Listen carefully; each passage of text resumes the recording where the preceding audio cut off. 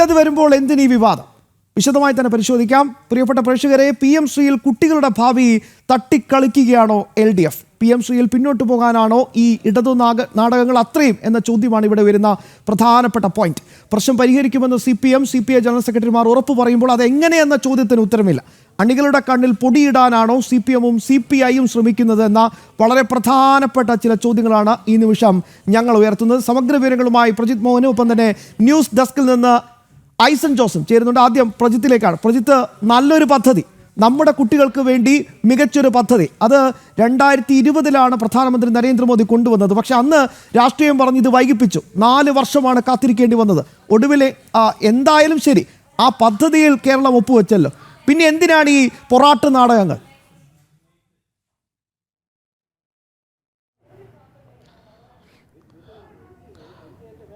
ശ്യാമ, നമ്മൾ ഒന്ന് ആലോചിക്കേണ്ടതുണ്ട് നമ്മുടെ സംസ്ഥാനത്തെ സർക്കാർ സ്കൂളുകളുടെ അവസ്ഥ എന്താണ് എന്നുള്ളത്.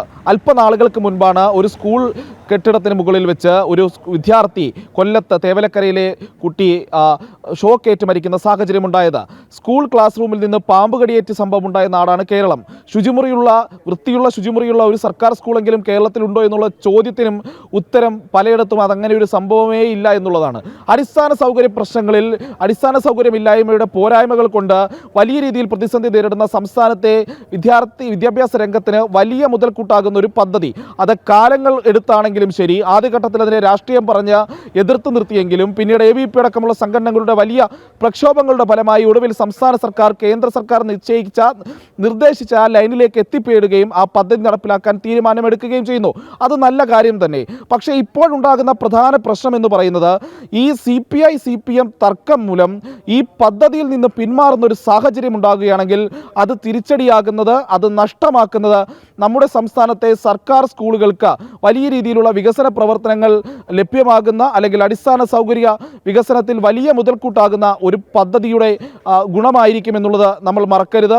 കാരണം ഈ ഘട്ടത്തിൽ ഏറ്റവും വലിയ പ്രശ്നം ഈ പദ്ധതി നടപ്പിലാക്കുന്നത് കൊണ്ട് എന്തോ വലിയ കാര്യം കേരളത്തിൽ സംഭവിക്കാൻ പോകുന്നു, വലിയ അപകടമാണ് തുടങ്ങിയിട്ടുള്ള രീതിയിലാണ് ചർച്ചകൾ പോകുന്നത്. അതിന് കാരണമാകുന്നത് ഈ പദ്ധതി നടപ്പിലാക്കിയ ആ സർക്കാരിൻ്റെ ഭാഗമായി നിൽക്കുന്ന 2 പാർട്ടികൾ തമ്മിലുള്ള പ്രശ്നമാണ് എന്നുള്ളതാണ് ഇതിൽ ഏറ്റവും ശ്രദ്ധേയമായിട്ടുള്ള കാര്യം. കാരണം LDF-ൽ ഇത്തരത്തിൽ വലിയൊരു ആടിയൊലിഞ്ഞു നിൽക്കുന്ന സാഹചര്യം ഉണ്ടാകുമ്പോൾ ഈ പ്രശ്നം പരിഹരിക്കുമെന്ന് 2 സംഘടനകളുടെയും ദേശീയ നേതാക്കൾ പറയുമ്പോഴും ഈ പ്രശ്നത്തിനൊരു പരിഹാരമായിട്ടില്ല എന്നുള്ളത് അവിടെ നിൽക്കുന്നു. ഇപ്പോൾ CPI CPM തമ്മിലുള്ള തർക്കം എന്ത് എന്നുള്ളത് പൊതുസമൂഹത്തിന് അറിയേണ്ട വിഷയമില്ല. പക്ഷേ മറിച്ച് സംസ്ഥാനത്തെ സ്കൂളുകൾക്ക്, സംസ്ഥാനത്തെ സർക്കാർ സ്കൂളുകളുടെ മുഖച്ഛായ തന്നെ മാറ്റുന്ന ഒരു പദ്ധതി അത് നഷ്ടമാകുന്ന സാഹചര്യം വീണ്ടും ഉണ്ടായാൽ, കാരണം ഇപ്പോൾ തന്നെ ഏറെ വൈകി നടപ്പിലാക്കിയത് കൊണ്ട് തന്നെ അതിൻ്റെ നേരത്തെ ലഭിക്കേണ്ട പല ഗുണങ്ങളും സംസ്ഥാനത്തെ കുട്ടികൾക്ക് ഉണ്ടായിട്ടില്ല എന്നുള്ളത് നമ്മൾ മനസ്സിലാക്കേണ്ടതുണ്ട്. അത്തരമൊരു സാഹചര്യം വീണ്ടും സൃഷ്ടിക്കപ്പെടുകയാണെങ്കിൽ ഒരു നിമിഷം നമ്മൾ ഈ പദ്ധതിയുടെ മികവ് പറയാൻ വേണ്ടി ശ്രീ ഐസൻ ജോസും കൂടി നമുക്കൊപ്പം ചേരുന്നുണ്ട്. ഏറ്റവും പ്രധാനപ്പെട്ട ചോദ്യങ്ങൾ എന്താണോ പൊതുസമൂഹം ചോദിക്കാൻ ആഗ്രഹിക്കുന്ന ചോദ്യങ്ങൾ, ആ ചോദ്യങ്ങളാണ് ടീം ജനത്തിലൂടെ വീണ്ടും ചോദിച്ചുകൊണ്ടിരിക്കുന്നത്. അപ്പോഴും ചില പ്രധാനപ്പെട്ട പ്രതികരണങ്ങൾ വന്നുകൊണ്ടേയിരിക്കുന്നുണ്ട്. രേഖ ഓമനക്കുട്ടൻ ചോദിക്കുന്നത്, തിരുവനന്തപുരത്ത് CPM-കാരുടെ മക്കളെല്ലാം കേന്ദ്രീയ വിദ്യാലയങ്ങളിലാണ് അധികം പേരും പഠിച്ചത്. അവർക്ക് പക്ഷേ സാധാരണക്കാരുടെ മക്കളെ കുറിച്ച് ഒരു രീതിയിലുമുള്ള ഒരു ആശങ്കയും ഇല്ല എന്ന് കാണുന്നു.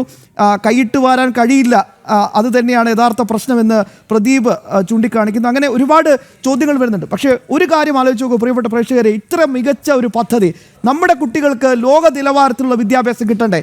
ഐസൻ ജോസ്.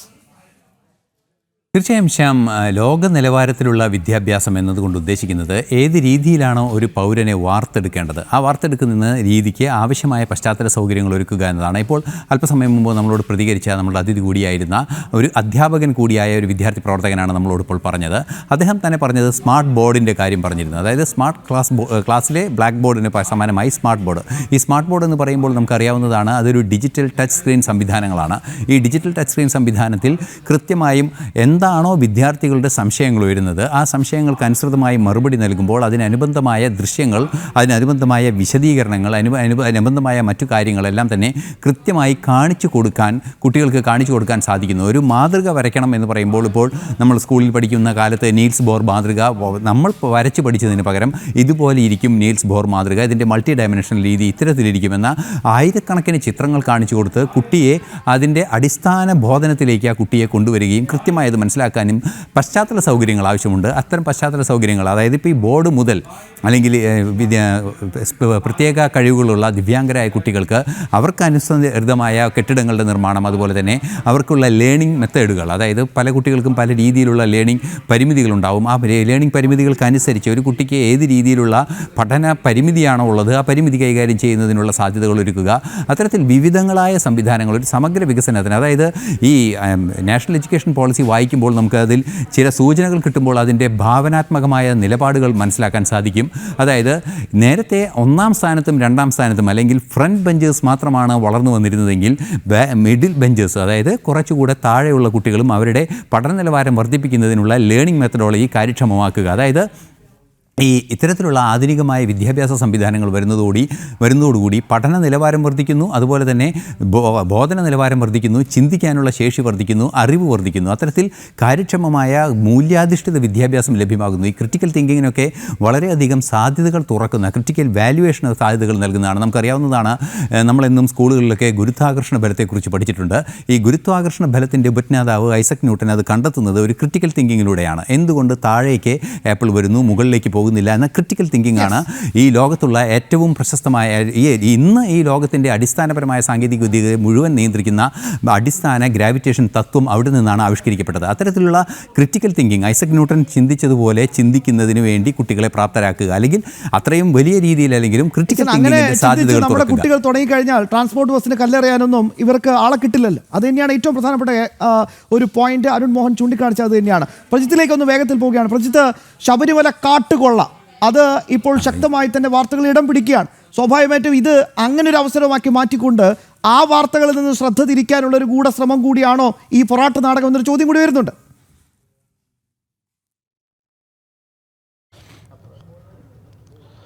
ശ്യാം, അങ്ങനെ തന്നെ ചില സംശയങ്ങൾ നിലനിൽക്കുന്നുണ്ട്. പ്രത്യേകിച്ച് ഈ മാധ്യമ അജണ്ട എന്ന് പറയുന്ന ഒരു സംഭവം ഇതിന് പിന്നിലുണ്ട് എന്നുള്ളതും നമ്മൾ തള്ളിക്കളയാൻ പാടില്ല. കാരണം ചില രാഷ്ട്രീയ കക്ഷികൾക്ക് തമ്മിലടിക്കുന്നതിനപ്പുറത്തേക്ക് അത് തമ്മിലടിപ്പിക്കുന്നതിന് വേണ്ടിയിട്ട്, ഇതൊരു വിവാദമാക്കി നിലനിർത്തുന്നതിന് വേണ്ടിയിട്ട് ചില അജണ്ടകളും ചോദ്യങ്ങളും ഒക്കെ ഉയരുന്ന സാഹചര്യം നമ്മൾ കാണാതെ പോകരുത്.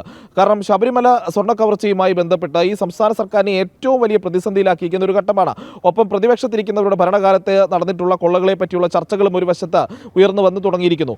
ആ സമയത്താണ് കേരളത്തിലെ മുഴുവൻ ഹൈന്ദവ സമൂഹത്തെയും വലിയ രീതിയിൽ നോവിച്ച, വലിയ രീതിയിൽ വേദനിപ്പിച്ച, ദേവന്റെ മുതൽ വ്യാപകമായി കവർച്ച ചെയ്യപ്പെടുന്നു എന്ന് ബോധ്യമായ ഒരു സാഹചര്യത്തിൽ അതിൽ നിന്നിരുന്ന ഫോക്കസ്, പൊതുസമൂഹത്തിൻ്റെ ഒരു ശ്രദ്ധ അതിൽ നിന്ന് വേർതിരിച്ച് പകരം CPI-CPM തർക്കത്തിലേക്കും PM ശ്രീ എന്ന് പറയുന്ന ഏതോ ഒരു വലിയ ഭീകര പദ്ധതി നടപ്പിലാക്കുന്നു സംസ്ഥാനത്ത്, CPM അവരുടെ നയങ്ങളിൽ നിന്നെല്ലാം മാറിപ്പോയി, അതുകൊണ്ട് വലിയ പ്രശ്നമായി മാറും എന്നൊക്കെ രീതിയിലുള്ള ചർച്ചകളിലേക്ക് കൊണ്ടുവന്ന് ശബരിമല വിഷയത്തിൻ്റെ ഫോക്കസ് മാറ്റുക എന്നതുകൂടി ഇത്തരം വിവാദങ്ങളുടെ പിന്നിൽ ഒരു അജണ്ടയായി ഉണ്ട് എന്നുള്ളത് നമ്മൾ മനസ്സിലാക്കേണ്ടിയിരിക്കുന്നുണ്ട്.